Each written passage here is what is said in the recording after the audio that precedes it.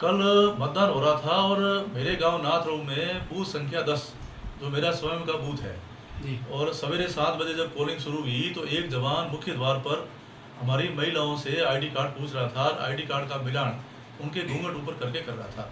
तो महिलाओं ने ऐतराज जताया, विरोध जताया कि इस प्रकार से आप हमारे घूंघट ऊपर नहीं कर सकते, ये हमारा मूल आधार कार्ड है। तो उन्होंने कहा आधार कार्ड आपका मिलान होता नहीं है। तो उन्होंने कहा ये हमारा पुराना आधार कार्ड है और ये हमारा कार्ड है। तो आधार कार्ड आईडी कार्ड के बहाना बना करके कई 50-60 महिलाओं को उन्होंने मताधिकार से वंचित किया और कई और ही मतदाताओं को वंचित किया, जिसकी शिकायत मुझे मेरे मतदाताओं ने करी। और जब वो बार बार बदतमीजी कर रहे थे तो वहाँ के मतदाताओं ने मतदान का बहिष्कार कर दिया और बहिष्कार करके सब लोग बाहर बैठ गए। इसकी सूचना मुझे मिली और मुझे भी वोट देने के लिए वहाँ जाना था।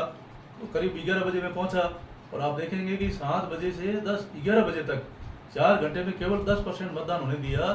तो उन्होंने मतदान तक नहीं होने दिया। तब मैं वहाँ गांव में मेरे मतदान क्षेत्र में पहुँचा और मैंने उनसे पूछा कि इस प्रकार से घूंघट उठा करके आप महिलाओं के साथ बदसलूकी कर रहे हो और ऐसा क्यों कर रहे हो। तो उन्होंने पूछा कि आप पूछने वाले कौन होते हो। मैंने कहा मैं पहली बात तो मैं यहाँ का विधायक भी हूँ, मेरा मतदान क्षेत्र है, तो आप अंदर नहीं आ सकते। मैंने कहा भाई मुझे वोट देना है। तो मुझे भी अंदर आने से उन्होंने रोका और रोकने के बाद मैंने उनसे बात करी कि भाई आप इस तरीके से क्यों कर रहे हो। तो देश में आकर के उन्होंने मेरे सामने बंदूक तानी और कहा कि गोली मार दूंगा। तब मुझे भी, मैंने कहा इस प्रकार से आप इस प्रकार की बदसलूकी मेरे साथ नहीं कर सकते।